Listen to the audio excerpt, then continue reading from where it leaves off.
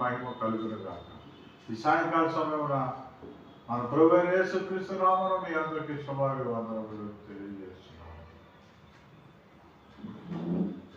మన క్రైస్తవ జీవితంలో, దైనందిక జీవితంలో అనేక పోరాటాలతో, అనేక సమస్యలతో, అనేక ఇబ్బందులతో ఉన్నప్పుడు అనేకమైన స్నేహితులు, అనేక మంది ఈ లోకంలో మనకి తారసలు పారుతూ ఉంటారు. ఒక పెళ్లికి వెళ్తున్నప్పుడు, లేదా ఒక ఫంక్షన్కి వెళ్తున్నప్పుడు కొద్దిగా ద్రాక్షరసం తీసుకోండి, కొద్దిగా మందు వైన్ తీసుకోండి అని కొంతమంది బలవంత పడతా ఉంటారు. లేదండి నాకు అలవాటు లేదండి, నేను తాగనండి అని చెప్పిన వాళ్ళు ఏమంటారంటే, సంవత్సరానికి ఒక్కసారే కదా, జీవితంలో పెళ్లి జరిగేది ఒకసారే కదా, కనుక సంవత్సరానికో ఒకసారి, లేకపోతే మరి పెళ్ళికో ఏ బర్త్డే ఫంక్షన్కో కొద్దిగా ఆల్కహాల్ తీసుకుంటే తప్పు లేదు అన్నట్టుగా కొంతమంది వాళ్ళు అది కరెక్ట్ అన్నట్లు చెప్తారు. అలాంటప్పుడు మనం ఏం చేయాలి? సో పక్కగా వాడిని డినై చేయాలి, తిరస్కరించాలి. ఈ లోపంలో అందుకే మాట మాటికి నీ పొరుగు వారింటికి పోగుము. ఒక స్నేహితుడు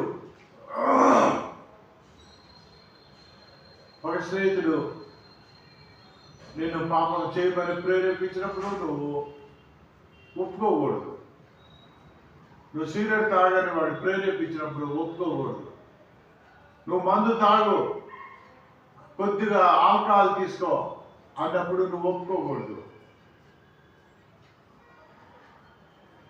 ఈ లోకంలో దేవుడు అనేక విషయాలు మనకి ఎలా జీవించాలనేది మన పరిశుద్ధ గ్రంథమైన బైబిల్లో దేవుడు మనకు తెలియపరిచాడు. సామెతల గ్రంథం 1వ అధ్యాయము 10వ వచనంలో కొంతసేపు ధ్యానం చేద్దాం. సామెతల గ్రంథం 1వ అధ్యాయము 10వ వచనం. సామెతల గ్రంథం 1వ అధ్యాయం 10వ వచనం. నా కుమారుడా, పాపులు నిన్ను ప్రేరేపింపగా ఒప్పకుము. అంతే. నా కుమారుడా, పాపులు నిన్ను ప్రేరేపింపగా ఒప్పుకోవద్దు. ఎట్టి పరిస్థితుల్లో ఒప్పుకోవద్దు. వాళ్ళు ఎలా చేస్తారంటే, ఒప్పిస్తానికి వాళ్ళు చాలా తెలివితేటలుగా నీకు తెలియదు కూడా తెలియదు. ఇప్పుడు తెలివిగల వాడు పాపం చేసేటప్పుడు భార్యకి తెలియకుండా, పిల్లలకి తెలియకుండా, పాస్టర్కి తెలియకుండా, సంఘ విశ్వాసులకు తెలియకుండా, పక్కింటోడికి తెలియకుండా, ఎదురింటోడికి తెలియకుండా తెలివితేటలతో పాపం చేస్తాడు. ఎందుకంటే వాడికున్న జ్ఞానం అంతా ఉపయోగించి నేను ఎవరికి గవర్నమెంట్కి పట్టుబడకుండా పాపం చేయడానికి ప్రయత్నం చేస్తాడు. కనుక పాపను ప్రేరేపించినప్పుడు నువ్వు ఒప్పుకోవద్దు నా కుమారుడా అని లేఖనాలు సెలవిస్తా ఉన్నాయి. ఎప్పుడో సొలొమోను రాసేశాడు. అయితే వాళ్ళు నిన్ను ఎలా ప్రేరేపిస్తారంటే, చూడండి, సామెతల గ్రంథం, ఇదే సామెతల గ్రంథం 16వ అధ్యాయం 29వ వచనం చూడండి మీరు. ఇదే సామెతల గ్రంథం 16వ అధ్యాయం 29వ వచనం.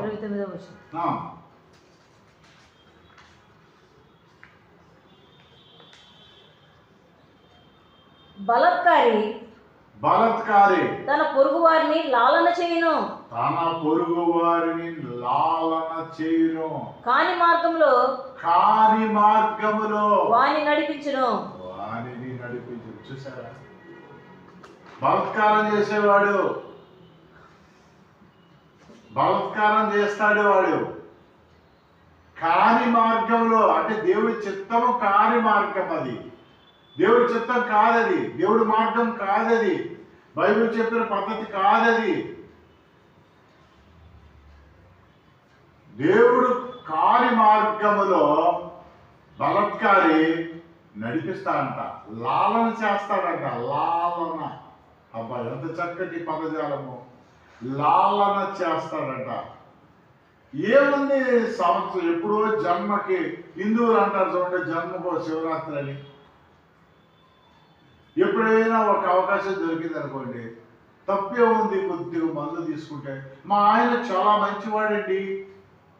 మీ ఆయన అయితే రోజు తాగుతాడు. మా ఆయన అయితే ఎప్పుడో పెళ్ళిళ్ళప్పుడో పబ్బాలప్పుడో ఒకసారి కొద్దిగా తాగుతాడు. వాడు పాపం చేసినాడు, వీడు పాపం చేసినాడు. మీ ఆయన మీద మా ఆయన గొప్పోడండి. మా ఆయన ఎప్పుడు అవసరమైతేనే లంచం తీసుకుంటాడండి. మీ ఆయన అయితే రోజు లంచాలు తీసుకుంటాడు. ఇద్దరు దొంగలే. లంచము తీసుకొని వాడు దేశమును పాడు చేయను.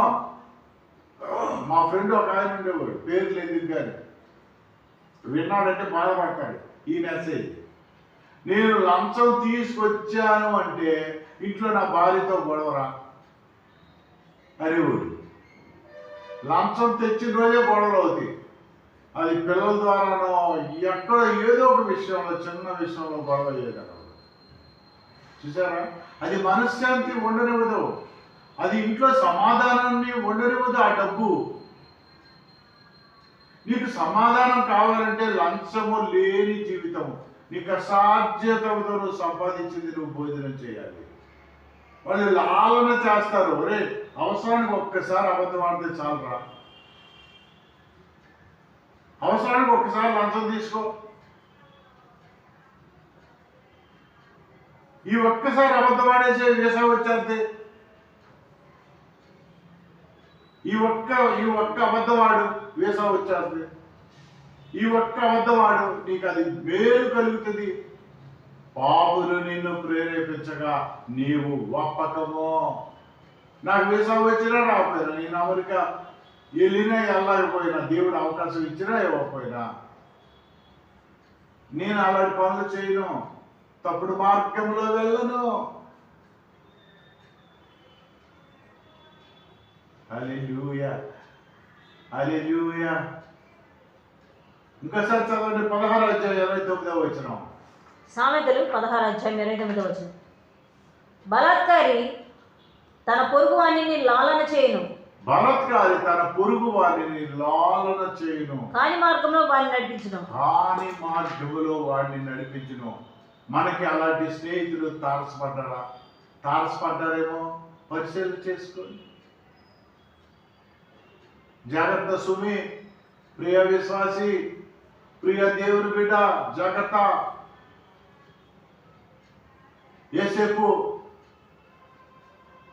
ఏసేపు మీద ఫతేఫరు భార్య కన్ను వేసెను అని రాయబడి ఉంది.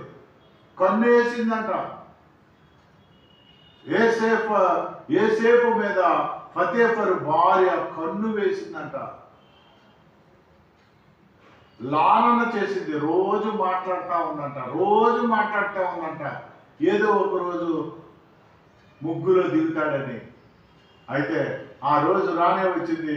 ఇంట్లో ఎవరు లేరు, యజమానుడు లేడు, పారిపోయాడు. హల్లెలూయా. పాపులు నిన్ను ప్రేరేపించినప్పుడు నీవు ఒప్పకము. నువ్వు ఒప్పుకోవద్దు నా కుమారుడా. 40 సంవత్సరాలు యోసేపు ఐగుప్తుకి, ఈజిప్టు మొత్తానికి రాజుగా ఉన్నాడు. ఉంచాడు దేవుడు. మరి ఎవరి మాట ఒప్పుకోవాలయ్యా? నేను ఎవరిని నమ్మాలయ్యా? నేను ఎవరి మాట ఒప్పుకోవాలి? ఎవరిని ఫాలో అవ్వాలి? నా ఐకాన్ ఎవరు? నా దేవుడు ఎవరు? నా దైవం ఎవరు? నువ్వు దేవుడి మాట మాత్రమే, మన యేసయ్య మాట మాత్రమే, ఆయన బోధలు మాత్రమే అంగీకరించాలి, పాటించాలి. మనకి ఇక్కడ 2 మాటలు వస్తాయి. ఒకటి పరలోకపు తండ్రి, ఒకటి భూలోకపు తండ్రి. నువ్వు భూలోకపు తండ్రి మాట కూడా నమ్మాలి, పరలోక తండ్రి మాట కూడా నువ్వు నమ్మాలి. భూలోకపు తండ్రి మాట ఎట్లా ఉంటుందంటే, చూడండి, మనకి మాట ఏమంటారు అట్లని, కమ్మరి పని చేసే వాళ్ళని. ఇంత చిన్న పిల్లాడు ఇలా పట్టుకుంటాడు, చిన్న పిల్లాడు. కానీ తండ్రి ఆ పెద్ద సుత్తి పట్టుకొని కొడతా ఉంటాడు. అది గురి తప్పితే లేదు, కొడుకు మీద పడుద్ది. కొడుకు తల బద్దలవుతుంది, లేదా అతని చేతులు 2 ముక్కలు అయిపోతాయి. బాగా ఇక ఎముకలు మొక్కలు అయిపోతాయి. అతను గురి తప్పిందంటే, కమ్మరివాడి గురి తప్పిందంటే ఆ తన కొడుకు ఇలా పట్టుకొని ఉంటాడు. ఈ కొడుకు తండ్రి మీద నమ్మకం, ఈ కొడుకు తండ్రి మీద నమ్మకం ఉంచుతాడు. అలా పట్టుకొని ఉంటాడు. అరే నువ్వు అలా పట్టుకొని ఉండు, నేను ఈ సుత్తి పెట్టి కొడతానని ఇలా లేపుతాడు. మనకి భయం వేస్తుంది చూసినప్పుడు. అది గురి తప్పిందా కొడుకు మీద పడింది, చనిపోతాడు. కానీ తండ్రి మీద, ఈ లోకపు తండ్రి మీద ఆ పిల్లవాడు నమ్మిక ఉంచాడు. హల్లెలూయా. మనము పరలోక తండ్రి మీద నమ్మకం ఉంచాలి. చూడండి, సామెతలు 3వ అధ్యాయము 1వ వచనము. సామెతలు 3వ అధ్యాయం 1వ వచనం. నా ఆజ్ఞలను, ఎవరి ఆజ్ఞలను? దేవుడి ఆజ్ఞలను. నా కుమారుడా, నా ఉపదేశం మరువకము, నా ఉపదేశము మరువకము. దేవుడు ప్రతి మానవుడితో చెప్తా ఉన్న మాట ఏమిటంటే, పరలోకపు తండ్రి, నా కుమారుడా నా ఉపదేశములను మరువకము, మర్చిపోవద్దయ్యా. నా ఆజ్ఞలను హృదయపూర్వకంగా గైకొనుము. హృదయపూర్వకంగా గైకొనుము. నీ పొరుగువాడు నిన్ను లాలన చేస్తాడేమో, బలత్కారం చేస్తాడేమో, నిన్ను పట్టుబడతాడేమో పాపం చేయమని. యోసేపుని పట్టేపరి భార్య పట్టుబట్టినట్లుగా నా కుమారుడా పాపులు నిన్ను ప్రేరేపించినప్పుడు నీవు ఒప్పకము. 11వ వచనం కూడా చూడండి, 3:11. సామెతలు 3వ అధ్యాయం 11వ వచనం. నా కుమారుడా, యెహోవా శిక్షను తృణీకరింపవద్దు. ఆయన గద్దింపునకు విసుకవద్దు. విసుకుపోవద్దు. దేవుడు చాలాసార్లు గద్దిస్తాడు. మరి నువ్వు చాలాసార్లు దేవుడిని విసిగిస్తున్నావుగా. మనం ఇంట్లో అనేక సార్లు పిల్లలు ముద్దు పెట్టుకుంటా ఉంటున్నాం. వాడిని ఎందుకంటే అలా విసిగిస్తారు అంటది భార్య. కానీ విసుగుండదు. దేవుడు గద్దింపులకు మనం విసుకుపోకూడదు. హల్లెలూయా. 21వ వచనం, 3వ అధ్యాయము 21వ వచనం. సామెతలు 3వ అధ్యాయం 21వ వచనం. నా కుమారుడా, లెస్సైన జ్ఞానమును, వివేచనను భద్రం చేసుకొనుము. వాటిని నీ కన్నుల ఎదుట నుండి తొలగిపోనివ్వద్దు నా కుమారుడా. మనం దేవుడి మాట వినాలి. లెస్సైన జ్ఞానం వస్తుంది, మనకు ఆలోచన వస్తుంది. మనకు ఆలోచన చెప్పువాడు దేవుడు. పాపను ప్రేరేపిస్తే వెళ్ళకూడదు. ఎవరి మాట ఒప్పుకోవాలి? 4వ అధ్యాయం 1వ వచనం. సామెతలు 4వ అధ్యాయం 1వ వచనం.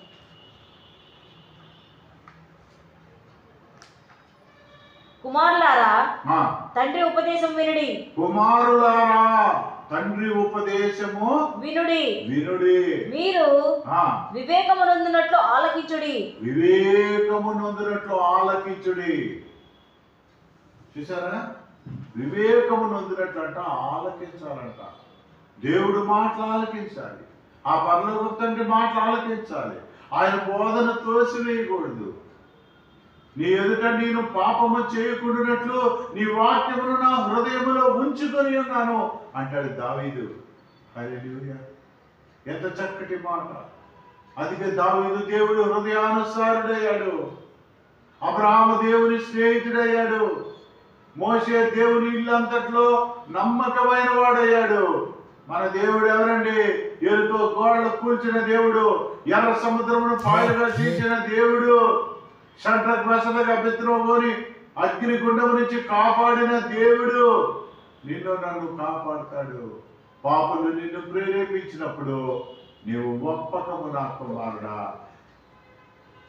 లాలన చేసినప్పుడు నువ్వు ఒప్పొద్దు. బలత్కారం చేసినప్పుడు నువ్వు ఒప్పుకోవద్దు. జాగ్రత్త. యేసుక్రీస్తు మన ప్రభు అయిన దేవుడు బోధను త్రోసివేయద్దు. అప్పుడు నీకు దీర్ఘాయుష్యు, నీకు సంతోషము, నీకు సమాధానము, నీకు ఈ లోకంలో కీర్తి కలుగుతుందని లేఖనాలు క్లియర్గా చెప్తా ఉన్నాయి. ఫైనల్గా ఒక మాట చెప్తా. ఒక ట్రైన్ వెళ్తా ఉంది. ఒక ట్రైన్ వెళ్తా ఉంటే ట్రైన్కి అటుపక్క బెర్తులు ఉంటాయి, ఇటు పక్క 2 సీట్లు ఉంటాయి, పక్క సీట్లు. డే టైము ఒక చిన్న పిల్లోడు ఇటువైపు కూర్చున్నాడు, ఎదురుగా ఒక వృద్ధుడు కూర్చున్నాడు. ట్రైన్లో కూర్చుంటే ప్రతి స్టేషన్కి ఆగుతుంది, అది పాసెంజర్ ట్రైన్. ప్రతి స్టేషన్కి ఆ ట్రైన్ ఆగినప్పుడు ఈ పిల్లవాడు దిగుతా ఉన్నాడు కిందకి. చిన్న పిల్లవాడు కిందకి దిగుతా ఉన్నాడు. కిందకి దిగి ఆడుకుంటా ఉన్నాడు. మళ్ళా మరి ఆ సిగ్నల్ ఇచ్చాక మరి అప్పుడు నిక్కా మూమెంట్లో ట్రైన్ కదిలే టైంలో ఆ పిల్లవాడు ట్రైన్ ఎక్కుతా ఉన్నాడు. ఇదంతా ఆ ఎదురు కూర్చొని ఆ కిటికీలోంచి అబ్జర్వ్ చేస్తా ఉన్నాడు. లాస్ట్ మూమెంట్లో ట్రైన్ కదిలే టైంకి ఆ బాబు పైకి ఎక్కేవాడు. ఎక్కి మళ్ళీ వచ్చి కుర్చీలో కూర్చునేవాడు. మళ్ళీ ఒక అరగంటకో, పావు గంటకో, 20 నిమిషాలకో స్టేషన్ వచ్చినప్పుడు మళ్ళా కింద దిగేవాడు. స్టేషన్ వచ్చినప్పుడు అట్లా చాలాసార్లు చేశాడు. 3-4 సార్లు చేస్తే ఈ వృద్ధుడు ఏమన్నాడంటే ఆ పిల్లవాడితో, ఒరే బాబు, నేను అబ్జర్వ్ చేస్తా ఉన్నా, నువ్వు ప్రతి స్టేషన్లోనే దిగుతున్నావు, ట్రైన్ కదిలే టైంలోనే నువ్వు ఎక్కుతున్నావు. ఒకవేళ ట్రైన్ కదలకుండా నిన్ను ఎక్కించుకోకుండా వెళ్ళిపోయిందనుకో, నువ్వేం చేస్తావు అని అడిగాడంట. అప్పుడు అన్నాడంట, తాత, ట్రైన్ ఎట్టి పరిస్థితుల్లో నన్ను ఎక్కించుకోకుండా వెళ్ళదు, తప్పకుండా నన్ను ఎక్కించుకొని వెళ్తాడు. ఎందుకంటే ట్రైన్ డ్రైవరు మా నాన్నే. హల్లెలూయా. ఈ లోకపు తండ్రి ట్రైన్ డ్రైవరు మా నాన్న కనుక నన్ను తప్పక ఎక్కించుకుంటాడు. నేను ఎక్కేవాడుగా చూస్తాడు. నీ తండ్రి, నా తండ్రి, మన పరలోకపు తండ్రి మనము పాపులు ప్రేరేపించేటప్పుడు అనేక పర్యాయాలు మన జీవితాల్లో మనం ఒప్పుకోకూడదు. ఆయన ఇచ్చిన ఉపదేశమును త్రోసివేయకూడదు. అది చూస్తాడు ఆయన. అప్పుడు తన 2వ రాకడలో మనల్ని పరలోకానికి తీసుకెళ్తాడు. మనం ఆయన రూపొచ్చే పర్యంత వరకు ఆయన ఉపదేశమును ఆలకించాలి, ఆయన ఆజ్ఞలు పాటించాలి. ఆయన మనల్ని మర్చిపోడు, ఆయన మనల్ని విసర్జించడు. ఆయన కృప నిరంతరం ఉంటుంది. ఆయన కోపము నిమిషం మాత్రము, ఆయన ఆశీర్వాదము జీవితకాలం అంతా ఉంటుంది. ఆయన నమ్మదగిన దేవుడు. ఆయన వాత్సల్యత అనుదినము పుడతా ఉంది మన ఎడల, లేకపోతే మనం మాడి మసైపోయేవాళ్ళము. ఆయన కృప నిరంతరం ఉంటుంది.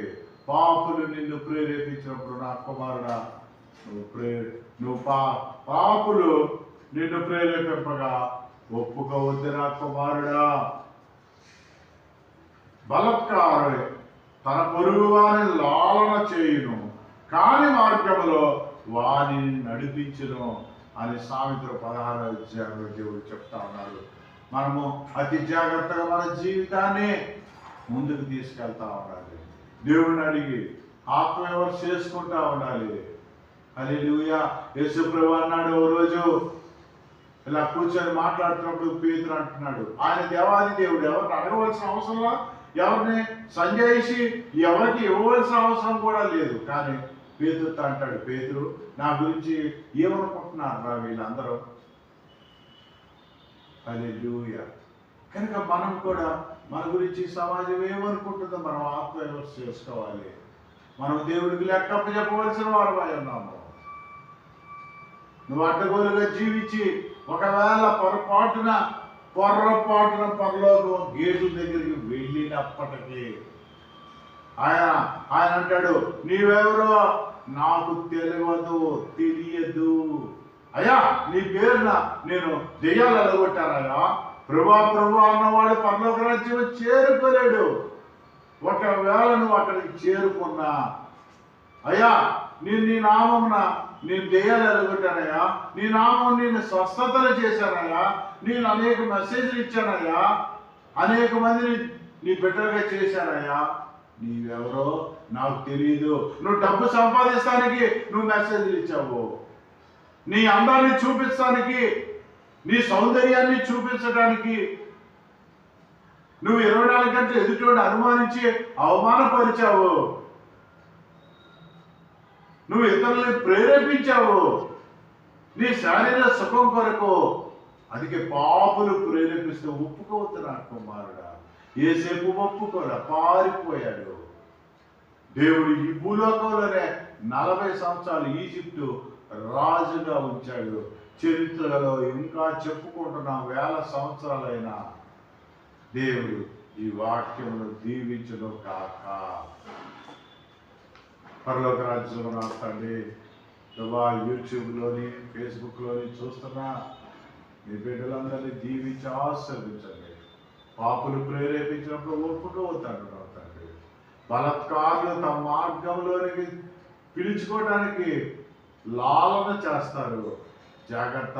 కాని మార్గంలో నడిపించినప్పుడు నువ్వు గురితెరిగి జాగ్రత్తగా జీవించండి.